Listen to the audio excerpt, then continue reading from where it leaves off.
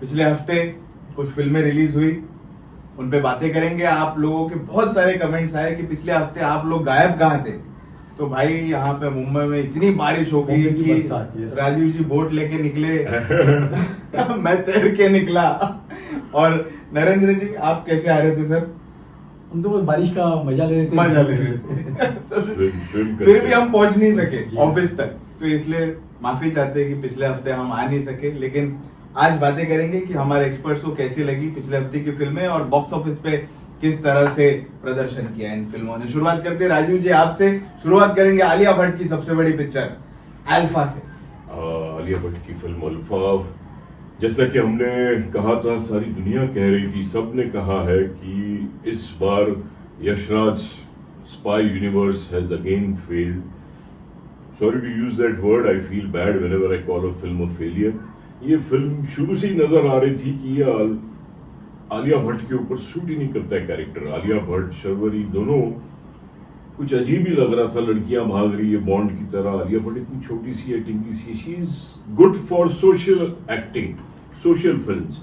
तो इसकी कलेक्शंस भी बिल्कुल ही एक्चुअली कम थी, बट पता नहीं कैसे पूरे वर्ल्ड की कलेक्शन आज तक बता रहे हैं कि 70 करोड़ हो गई है, और इंडिया की बता रहे हैं तकरीबन 42 करोड़।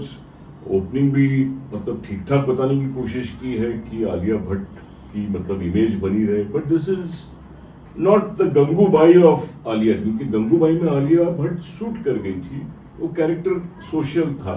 यहाँ ये फाइटर का कैरेक्टर में चाहिए आपको Deepika Padukone, Kriti Sanon, Katrina, you need a different kind of a physique.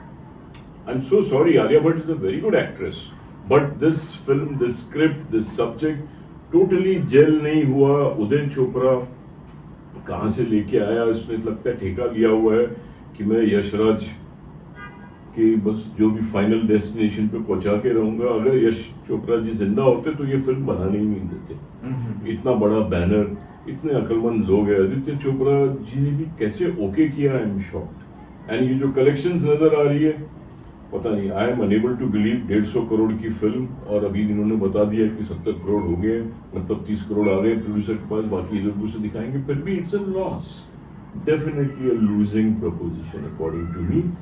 This is a flop underlined by me, irrespective of whatever the collections they are trying to project. कितना भी शोर मचा ले लोग, कितना भी कोशिश कर ले, this is not fitting Alia Bhatt at all. देखिए कोशिश तो थी YRF वालों की एक फीमेल स्पाई यूनिवर्स हम क्रिएट करें, लेकिन जिस तरह से आप भी बोल रहे हो कास्टिंग में सूट नहीं कर रहे थे, लेकिन जिस तरह जो कोशिश की थी वो मेरे को अच्छी लगी थी कि आलिया उड़ रही है, ये हो रहा है, वो हो रहा है, शर्वरी आ रही है, they are riding bikes, something different for the Bollywood film making sir. नहीं तो हमने कंगना को देखा एक्शन करते हुए, नहीं चल पाई। नहीं, वो भी कंगना भी सोशल में ज्यादा चलती है, एक अलग फिजिक होती है, जैसे सुष्मिता सेन की थी, लगी थी आंखें फिल्म में। You need a personality missing है, और सब्जेक्ट में वो बात नहीं है कि आपको जेन्युइनली इन्वॉल्व करे। People are not involve, and we had predicted this right in the beginning. Trailer देख के जिस फिल्म का पता चल जाए, उस फिल्म को देखने का भी कोई सेंस नहीं बनता है। इसके ट्रेलर के एक एक अंश से, एक एक बारीकियों से समझ में आ गया था कि this is landing in space which is definitely a flop. कहीं ना कहीं मुझे लगता है नरेंद्र जी आपके पास में भी आना चाहूंगा, लेकिन YRF को पता था कि ये वाला जो प्रोजेक्ट बनाया है उन लोगों ने वो धाराशायी होने वाला है, उनको भी आइडिया तो था ही आफ्टर धुरंधर, तो इसके लिए इतना ज्यादा उन्होंने जोर नहीं दिया प्रमोशन करने पे। आप देखिए कहीं पे भी हमने बड़े बड़े जो क्रिटिक्स हैं उन लोगों ने भी इस बार बहुत ज्यादा ही लताड़ा है उस पिक्चर को। Why Alia and Sharwari went everywhere? Alia with pride was going everywhere. कि this is my film, I am proud of it. I mean, she should know her strength. उसकी strength है social, emotional टाइप की फिल्में करने में, जैसे वो आई थी शाहरुख खान के साथ ये जिंदगी या राजी। Why is she doing this? She should not do this. This is my personal suggestion. Narendra जी आपके पास में आएंगे, आपको क्या लग रहा है, आपको फिल्म कैसे लगी और क्या लग रहा है कि इन्होंने स्पाई यूनिवर्स आगे कंटिन्यू करना चाहिए? सर ये YRF की 7th फिल्म है स्पाई यूनिवर्स की, और फ्लॉप की इन्होंने हैट्रिक बना डाली है। अच्छा, टाइगर 3 फ्लॉप थी, बहुत खराब पिक्चर थी, उसके बाद इनकी वॉर 2 आई, ऋतिक और जूनियर इंडिया, और तीसरी अब अल्फा। अब हैट्रिक फ्लॉप देने के बाद वायरफ का कोई एक्चुअली दायित्व बनता है कि बंद कर दें इस यूनिवर्स को। अगर इस यूनिवर्स को आगे बढ़ा के वो शाहरुख खान के पठान, टाइगर के सलमान खान, कबीर ऋतिक रोशन और अल्फा आलिया, अगर इन चारों को लेके भी फिल्म बनाएंगे ना, वो भी बहुत ही घटिया फिल्म बनेगी। क्योंकि आज की तारीख में आदित्य चोपड़ा का स्टोरी सेंस पूरी तरह से खत्म हो चुका है। उनको पता नहीं है मैं क्या लेके बनाऊं, कुछ भी ऊट पटांग स्टोरी को ओके कर देते हैं, महंगे बजट में पिक्चर बन जाती है। पहले फिल्म का बजट बताया जा रहा था 250 करोड़, जबकि लगा कि रिकवरी नहीं हो पाएगी तो 150 करोड़ पे आ गए। अब देखिए और कितने नीचे गिरते हैं ये लोग। सर इसका सबसे बड़ा जिम्मेदार है उदय चोपड़ा। पता नहीं कहां से उन्होंने स्टोरी मारी ढापी करके बना दी और अब उल्टी गंगा बहा रहे हैं।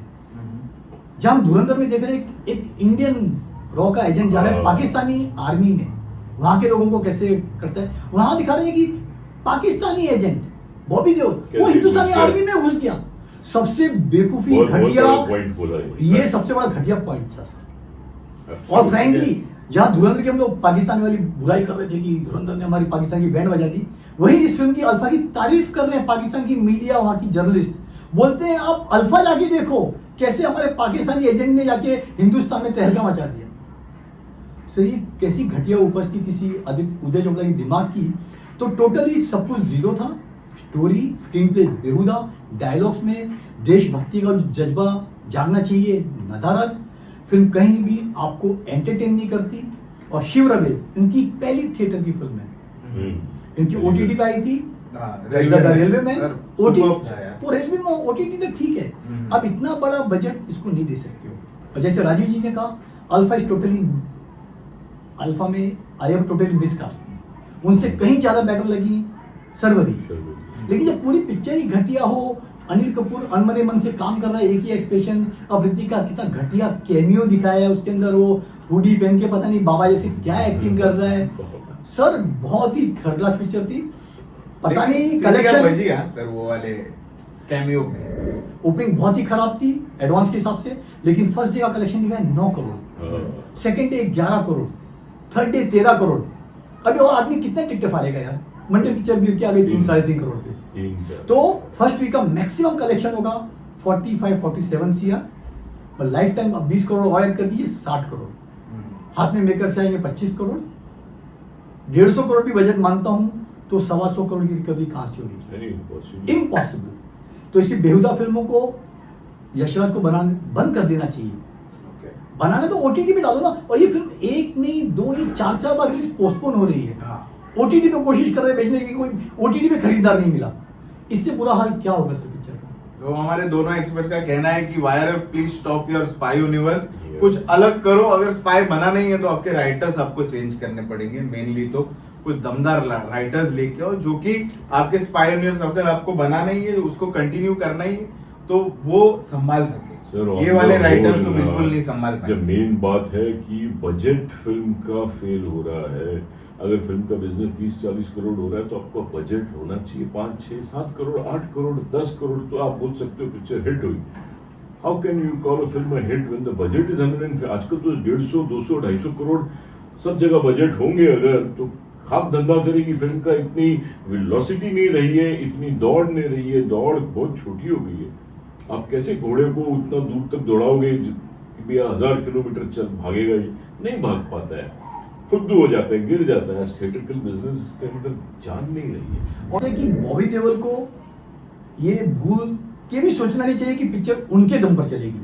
एनिमल चली ठीक है, उनको थोड़ी वाहवाही मिली ठीक है, लेकिन पूरा क्रेडिट जाता है उसके लिए संदीप वेंगा रेड्डी और रणबीर कपूर को। तो उसके बॉबी की उसके बाद 8-10 फिल्में आई, कोई चली, बंदर में 16 हीरो थे, चली नहीं चली। तो ये स्टारों को समझने की भूल नहीं करनी चाहिए कि फिल्म उनके भरोसे चलती है। ओके, ये आते सर अगली पिक्चर पे, हुमा कुरैशी, बड़ी एक्ट्रेस सर हमारी इंडस्ट्री की, मतलब उसके जैसी कोई दिखती नहीं, इतनी खूबसूरत एक्ट्रेस, इतनी बड़ी फैन फॉलोइंग। हमारे थिएटर पे तो सर 3 दिन के शो पहले बुक थे, एडवांस में बुक हो गए थे सर 3 दिन, फ्राइडे सैटरडे संडे। छोटे वाले थिएटर में, हाँ छोटे वाले थिएटर में 20 या 25 सीटर का थिएटर था। मैंने जाके टिकट मांगी, मेरे को बोलते बुक है। मैं बोला यार हुमा कुरैशी के लिए तो लाठीचार्ज हो रहा है थिएटर के बाहर, सकती है। But in good light we should praise such producer यार, बेचारी ने मेहनत की है, चलो पिक्चर कहीं से भी पैसा लिया, सर, 25 करोड़ रुपए खर्च मैं मेरे कर 200 रुपए खर्च करने को तैयार था सर उसके पीछे। अरे वाह, नहीं लिए हुमायूं ने। मैं खुद खर्चा करके गया था 300 रुपए। राजू जी आपको क्या कहना है for baby do die do? ये पहले ही अपीयरेंस से ही, सरफेस से ही पिक्चर फ्लॉप नजर आती है, भले कितनी ही बढ़िया क्यों ना हो। थिएट्रिकल का जो हाल हो गया है, थिएट्रिकल का जो नेचर ऑफ बिजनेस हो गया है, जो मोडस ऑपरेंडी हो गया है, थिएटर में लोग एक्चुअली नहीं जाते हैं। जाते हैं तो बहुत ही ज्यादा कुछ एक्स्ट्राऑर्डिनरी बात हो, कुछ बहुत ही अजीब सा कुछ तूफान हो तो जाते हैं, नहीं तो they don't go. How can you expect 25 crore खर्च के आप सोचते हो थिएटर से पैसे आएंगे? इम्पॉसिबल। भले पिक्चर की रिपोर्ट्स अच्छी, मैंने सुना पिक्चर अप्रिशिएट हुई है, बट 2-2.5 करोड़ का टोटल कलेक्शन है, 3-4 करोड़ में खत्म हो जाएगी picture. There is no audience for Huma Qureshi, there is no audience for this kind of cinema. कितनी भी एक्स्ट्राऑर्डिनरी फिल्म क्यों ना बनी हो, ये ओटीटी अभी जो आ गया है ना नया, वही हजम कर लेता है। एक जायंट रखा हुआ है हम लोगों ने, वही कहीं नहीं कोई खा रहा है तो चलो ओटीटी को खिला दो। तो this is a packup, it is a losing proposition if it is 25 crore. ये फिल्म बननी चाहिए थी 3 करोड़ में। 3 करोड़ में होती तो ये निकल जाती, क्योंकि कुछ ओटीटी से, कुछ म्यूजिक से, कुछ डीटीएच से, कुछ इंटरनेट राइट्स, कुछ इन फ्लाइट से, कुछ थिएट्रिकल से चाराना आठाना गाड़ी निकाल दे। बट इन लोग बनाते हैं 25 करोड़ में, सेंसलेस यार। कौन दे ये प्रोडक्शन की ट्रेनिंग, कौन दे? We need to start a master class on your show. इतने सालों से हम बात करते हुए आ रहे, थोड़ी सी अक्कल अगर रहती ना, इन लोग स्कूल जाते, कॉलेज जाते, तो समझ में भी आता था। इन लोगों का आईक्यू लेवल इतना डम है ये लोग सर। कब से बोलते हुए आ रहे। नरेंद्र जी आपके पास में आना चाहूंगा, लेकिन उसके पहले मैं बताना चाहूंगा, ये जो अप्रिसिएशन हुआ है वो हुमा ने बहुत गरम गरम समोसे खिलाए हैं सबको, उसके बाद में इतना अप्रिसिएशन मिला है हुमा को। सर देखिए, जेन्युइनली मुझे समोसा नहीं खिलाया आपने। नहीं आप तो खाते भी नहीं सर ऑयली फूड। लेकिन जेन्युइनली बोला जाए तो अल्फा के मुकाबले बेबी डू डाई डू कहीं ज्यादा बेहतर फिल्म है। अच्छा, जहाँ अल्फा को रेटिंग 1-1.5 स्टार दिए, वहीं काफी मीडिया ने इसको 3 साढ़े 4 स्टार दिए। मैं भी डेफिनेटली इसको अच्छी रेटिंग देना चाहूंगा, क्योंकि फिल्म एक अच्छी थ्रिलर है। सर जब आप एक जीरो एक्सपेक्टेशन के साथ थिएटर में जाते हैं ना, तो अगर सिनेमा थोड़ा अच्छा लगता है आपको, फिल्म बहुत अच्छी लगती है। करेक्ट। तो मैं जीरो एक्सपेक्टेशन, पता नहीं हुमा कुरैशी कोई फैन फॉलोइंग नहीं है, कोई बड़ी स्टार नहीं है, कैसे लोग जाएंगे? थिएटर्स भी कम मिले थे, जैसे आपने कहा कि छोटे थिएटर केटी गैलेक्सी में टिकट खुद बुक कर लिए थे। खैर हम गए, मुझे काफी अच्छी लगी फिल्म, काफी टर्न ट्विस्ट है, एक थ्रिलर है, एक स्टोरी में नयापन है, और स्पेशली लास्ट का आधा घंटा तो आपको पूरी तरह से बांधे रखता है कि क्या ड्रामा चल रहा है। थोड़े बहुत स्टोरी स्क्रीन में फ्लॉ है, मैं बोलना नहीं चाहूंगा, लेकिन पहली बार मुझे सिकंदर खेर एक ढंग का एक्टर लगा। विलेन के रोल में उनका ब्राइट फ्यूचर है, वो छोटे मोटे कैरेक्टर रोल छोड़ के विलेनिश रोल करें। हुमा कुरैशी डेफिनेटली अपनी डील डॉल की वजह से, अपनी एज के हिसाब से 40 साल की उम्र पार कर चुकी है। हीरोइन परफेक्ट मटेरियल नहीं है, लेकिन कैरेक्टर के हिसाब से परफेक्ट था उनके हिसाब से। और एक अजीब सहयोग को बोला जाएगा, इसमें गाना है अल्फा क्यू, उसमें डांस किया है इसके भाई ने, सकलेन ने, पूरा बॉडी बॉडी बना के गे लोग की पार्टी हो रही है, तो मेकर्स ने बोला आपने अल्फा क्यू यूज किया। बोला भैया हमारी पिक्चर तो 3 साल से बन रही थी, अल्फा तो खैर, लेकिन एक डिसेंट फिल्म है। लेकिन जैसे था बॉक्स ऑफिस का वही हाल हुआ। पेड प्रीव्यू क्या सही गट्स मानना चाहिए, अल्फा का पेड प्रीव्यू नहीं हो रहा है, बेबी डू डाई डू का हो रहा है। प्रीमियर किया 15-20 लाख का कलेक्शन था, ओपनिंग मिली 40 लाख की, थोड़ा एप्रिशिएशन हुआ, 60 लाख 80 लाख तक पहुंची। ये पिक्चर मंडे से गिर गई, तो फर्स्ट वीक का मेरे ख्याल से कलेक्शन करीब 3 करोड़ के आसपास होगा, और 2 करोड़ और मैक्सिमम ऐड करें लाइफ टाइम से 5 करोड़ लाइफ टाइम। सर ये ना पिक्चर दोनों भाई बहन ने, मुझे लगता है कोई पूना 4 करके शायद कोई नया बैनर स्टैब्लिश किया, उसको जमकर चूना लगा भाई बहन ने मिलकर। राजीव सर सही बोल रहे हैं, ये पिक्चर की कॉस्टिंग ना 3 से 4 करोड़ से ज्यादा की जरा भी नहीं है। कोई आपका स्पेशल इफेक्ट्स नहीं है, कोई फाइट सीक्वेंस नहीं है, कोई बड़े सेट्स नहीं है, तो खर्चा किया था बेवकूफ बनाने में खर्चा किया। ये पिक्चर एक्चुअल बनी होगी 2.5 से 3 करोड़ में। उमा कुरैशी की फीस कुछ भी दिखा दीजिए, प्रोजेक्ट की लागत भी दिखा दीजिए, कुछ भी नहीं है। अगर जेन्युइनली अगर 3-4 करोड़ दिखाया था तो पिक्चर डेफिनेटली प्लस फिल्म थी, प्रॉफिटेबल। तो मतलब सर आपको हुमा ने, मैंने सुना कि पिक्चर में एक भी डायलॉग नहीं बोला है, ना उसको सुनाई दे रहा है, ना वो बोल पा रही है। सर आप चाहते हो कि वही प्लस पॉइंट था? वही प्लस पॉइंट है। आप क्लाइमेक्स में देंगे ना, आपको शौक लगेगा कि क्यों था ऐसा। हुमा गूंगी बहरी कॉन्ट्रैक्ट किलर कैसे थी, क्यों थी, क्या मजबूरी थी। मैं रिवील नहीं करूंगा, I don't want to spoiler, हम अगले वीक में बताएंगे कि क्या एक्चुअल फैक्ट था। लेकिन जो देखना चाहते हैं, जो अच्छा सिनेमा में यकीन करते हैं, छोटी फिल्म है, अच्छी फिल्म है, पसंद आएगी आपको, इसमें कोई शक नहीं। जो सस्पेंस थ्रिलर जॉनर पसंद करते हैं, इन पब्लिक खुद ही सर गूंगी बहरी हो गई नहीं देखने के लिए। फैन फॉलोइंग नहीं हुआ, कोई ये दिक्कत है ना, प्रमोशन कुछ नहीं है, रिलीज हो गई, थिएटर नहीं मिलते सर ऐसी फिल्मों को। जैसे राजीव सर बार बार बोलते हैं कि थिएटर मिले, नहीं मिलते। अभी गेटिंग गैलेक्सी में 1000 की जगह उनको दे दिया 40 सीट का छोटा सा थिएटर। अभी हुमा को तो दिखाना भैया मेरे भले छोटा थिएटर फुल है, लेकिन फ्रैंकली संडे को 3 दिन क्यों दिखा रही है सर? संडे- दूसरे लोग नहीं है क्या देखने के लिए? सर संडे को काफी लोग, मेरे फ्रेंड लोग हैं जो देखने गए थे, हॉल इन्फिनिटी मॉल में आधा फुल था। तो वर्ड ऑफ माउथ फिल्म का जो भी देखने गया अच्छा है, लोग रेटिंग भी देखते हैं कैसी है, लेकिन अनफॉर्चुनेटली बॉक्स ऑफिस में पिक्चर धमाका नहीं कर पाई। Sad for Uma, sad for Alia. तो ये 2 फिल्मों पे बातें हुई है। इसके अलावा और 2 फिल्में रिलीज हुई, शायद साउथ की फिल्में थी। जी। एक फिल्म का नाम है नागाबंधम, बड़ा ट्रेलर लॉन्च किया उन्होंने जी। आके, क्या कलेक्शन किया? सर एक माइथोलॉजिकल पिक्चर होनी चाहिए थी, लेकिन पिक्चर को एक खिचड़ी बना दिया गया। माइथोलॉजी के साथ साथ उन्होंने 17वीं सेंचुरी में क्या हो रहा है, आज के 2025 में क्या हो रहा है, तो एक डिफरेंट लेवल पे पिक्चर चली गई। तो ना पिक्चर माइथोलॉजिकल रही, ना पॉलिटिकल रही, ना थ्रिलर रही। कई जगह स्पेशल इफेक्ट्स बहुत अच्छे थे, लग रहा था कि क्या बनाया होगा, लेकिन कई जगह बहुत ही ऑर्डिनरी थे। एआई सीजी बहुत कमजोर दर्जे का था, लग नहीं रहा था कि एक कंसिस्टेंसी रहनी चाहिए पिक्चर में, वो नजारा थी पिक्चर के अंदर। कई फिल्म में बहुत इफेक्ट किया, अच्छे एक्शन थे, लगेगा कि क्या एक्शन किए, लेकिन डायरेक्टर पूरी तरह मिस कर गया क्योंकि कंसेप्शन वो प्रॉपर उसको भुना नहीं पाया। पिक्चर महंगी लागत से बनी थी, 100 करोड़ प्लस, क्योंकि आज की डेट में एआई महंगा हो गया है। पिक्चर की लेंथ ज्यादा थी, 3 घंटे 5 मिनट की पिक्चर है।